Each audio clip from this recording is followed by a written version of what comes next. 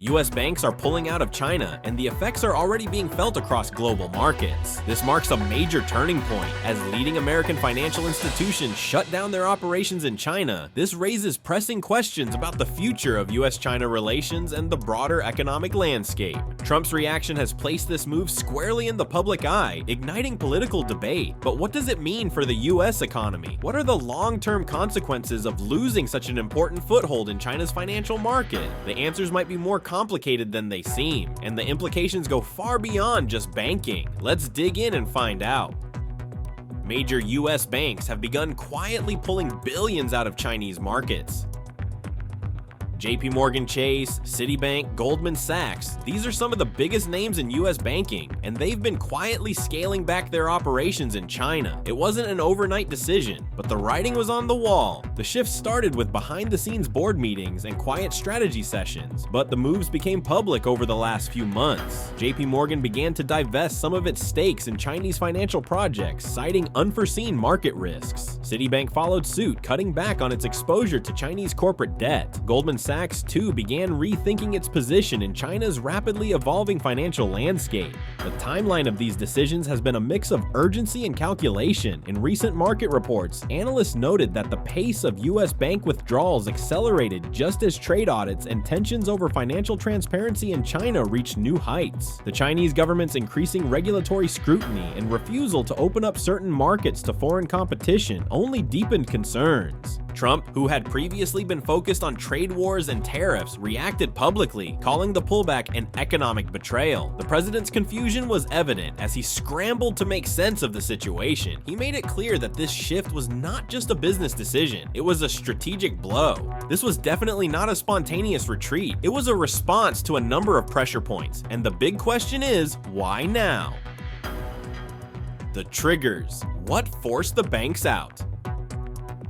The decision for U.S. banks to pull out of China didn't come suddenly. It was years of escalating tension that finally boiled over. A series of factors played into this massive retreat, with Chinese data laws being one of the most significant. The Chinese government began implementing stricter regulations on data access, making it harder for foreign companies, including American banks, to operate effectively. These laws were designed to ensure China retained control over its financial systems, leaving foreign firms with limited insight and increasing compliance costs. The looming risk of a U.S.-China capital market decoupling also became a major concern. As China pushed for more self-sufficiency in its financial markets, it became increasingly clear that the relationship between the two nations' economies would continue to fray. For banks like JP and Citibank, this separation meant a dwindling opportunity to grow within China's borders without facing severe restrictions. At the same time, both Washington and Beijing began flexing their muscles with economic sanctions, particularly after rising tensions surrounding Taiwan. U.S. sanctions, if further expanded, could make continued operations in China untenable for American financial giants. On the flip side, Chinese retaliation could include harsh measures against U.S. interests in China, further driving up the risk. The final nail in the coffin was the Trump-era banking restrictions. While these policies were intended to limit Chinese influence over U.S. financial markets, many of them backfired. Internal memos from some of the largest firms indicated a growing sense of risk exposure tied to China's increasingly unpredictable political moves. What once seemed like a lucrative venture turned into a potential liability.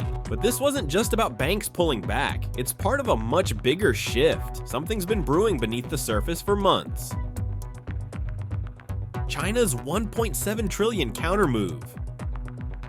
Beijing's $1.7 trillion counterattack isn't just about cutting off access to its markets. It's a deliberate, calculated strategy that rattles the foundations of global finance. That $1.7 trillion figure, which may seem like a jaw-dropping number on the surface, could be tied to a range of actions, liquidating U.S. treasuries, putting up yuan-backed trade mechanisms, or even targeting sanctions against Western firms. Behind this financial shift, China has weaponized its reserves, moving swiftly but quietly, with long-term strategic objectives in mind. The Chinese central bank's pivot signals a growing desire to establish financial autonomy and insulate itself from Western influence. In the process, Beijing has strategically bolstered its regional alliances, creating a parallel financial ecosystem that's less reliant on the US dollar. This move isn't just about sovereignty, it's about China positioning itself for a new global economic order, whether it's a bid to de-dollarize international trade or a more calculated play for global financial leadership. Beijing is playing the long game. As the US finds itself scrambling to assess the true costs of this shift, the wider implications are just beginning to surface. And just like that, the world's financial center of gravity began to wobble. But who stands to benefit, and who is left scrambling in the wake of Beijing's power move? System shock: how this hits America's economy. The cost of losing access to China goes far beyond missed profits. The pullback by major US banks, combined with China's retaliatory financial moves, is sending shockwaves through America's economy, creating ripples that will impact everything from Wall Street to the average American's paycheck. With banks pulling out, market volatility has spiked. Investors are skittish, scrambling to adjust to a rapidly shifting landscape where China, a key economic player, is no longer as reliant on the US as it once was. At the heart of this disruption are strained capital flows. The US economy thrives on global investment, but that's now being jeopardized. The reduced access to Chinese markets means fewer opportunities for US investors in what was once one of the fastest growing economies in the world. This pullback will be felt in emerging markets as American influence wanes in regions that were once heavily tied to US financial structures. The consequences are already visible on Wall Street, where stocks are jolted and credit markets are growing more strained. Pension funds, which rely on foreign markets for diversification, now face new uncertainties as the Chinese exit leaves a gap in their portfolios. Globally, lending between nations is starting to feel the pressure as trust in the US financial system's dominance weakens. When we compare this to past financial shocks, like the 2008 Lehman contagion or Brexit's financial withdrawals, the parallels are clear. Each of these events set off a chain reaction that caused global economic instability. The US is facing another wake-up call. On the surface, it looks all financial and political, but behind the curtains, things are really getting personal for Trump, and this is why. Political backfire. Trump's own policies haunt him. This all traces back to Trump's economic nationalism, and now it may be collapsing on itself. President Trump's financial playbook has always been built around confrontation, from renewed trade wars to sweeping tariffs and tightened investment restrictions. His approach to China was never about cooperation, it was about dominance. His administration promised to bring capital and control back to the US, shutting out what he often called economic threats hiding in plain sight. But that high-risk strategy is now being tested. The recent exit of US banks from China and Beijing's financial retaliation are exposing what many in the global finance community feared. America had no buffer if the confrontation escalated. Trump's response has been immediate and pointed. In press briefings, he's accused China of economic sabotage and blamed the Federal Reserve for being too soft. He's called on banks to bring the money home, casting the exits as a patriotic correction rather than a systemic warning. His language is firm, but the cracks in the system are hard to ignore. Even within his own party, there's friction. Some Republicans are rallying behind Trump's push for full economic decoupling. Others, especially Wall Street-aligned conservatives, are warning that cutting off China without stabilizing replacements will only deepen market uncertainty. Trump wanted a more independent America, but now, with capital flight, internal division, and market anxiety rising, he's facing the consequences of trying to fight a global system with a domestic-first strategy. Meanwhile, China isn't waiting for America to regroup, it's already building the next phase of global finance without it. A New World Order, China's post-American plan.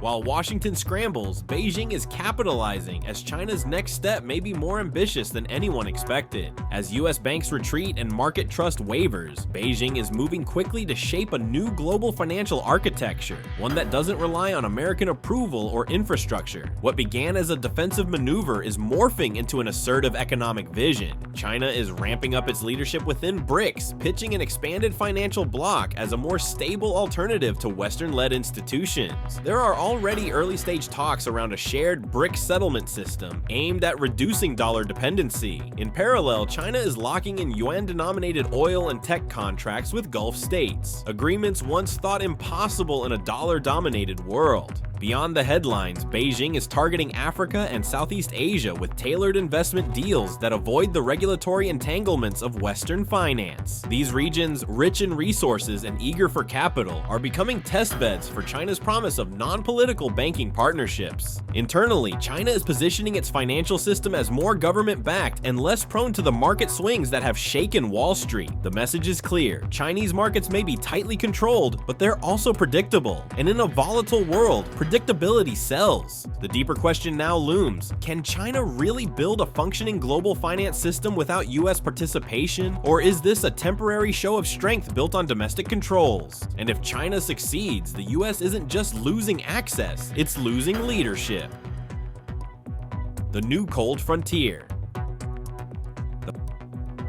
The financial war may only just be beginning. In the aftermath of mass market exits and global financial shocks, Washington is scrambling to reassure its allies. US banks, stung by trust deficits across Asia, are now quietly pivoting, seeking fresh footholds in Latin America and Europe. Meanwhile, closed-door meetings debate new sanctions, emergency alliances are being weighed, and diplomatic hotlines are lit with urgency. Still, none of it seems fast or bold enough to close the widening gap with China. Beijing's $1.7 trillion countermove wasn't just a financial response. It was a loud, strategic signal. It showed the world that China is no longer playing defense. Whether this moment marks a hairline fracture in the global financial order or the first crack in a deeper collapse will depend entirely on what happens next. Markets are jittery, global lenders are watching, and behind the scenes, the old post-war economic playbook is rapidly falling apart. Trump, now back at the helm in Washington, faces a defining choice: escalate the confrontation or negotiate a narrow path back to financial equilibrium. But both options are risky. Escalation could further destabilize markets and isolate US institutions. Negotiation, on the other hand, could alienate his political base and fracture party unity. The stakes aren't just political, they're systemic. The US dollar, long the bedrock of global finance, is no longer unchallenged. In a world that's increasingly looking for alternatives, from digital currencies to yuan-based trade zones, American financial leadership is being tested like never before. Can US banks repair the trust gap across Asia? Can the dollar remain the world's go-to currency in a financial system that's being rewritten in real time?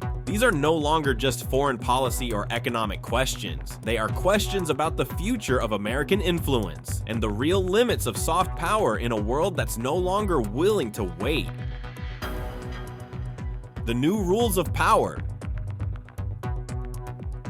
We are not witnessing a passing storm. We are witnessing a shift in climate. The global financial system is no longer anchored by tradition, but by speed, adaptability, and trust. For the US, this isn't just a test of strength, it's a test of relevance. The Cold War was fought with missiles and ideologies. This new frontier is about currency, data, and control over the world's financial plumbing. If Washington wants to lead, it must learn to move faster, listen better, and build smarter alliances. Not just with governments, but with markets themselves. So, the question isn't whether America still has power, it's whether it knows how to use it in a world that's already moved on.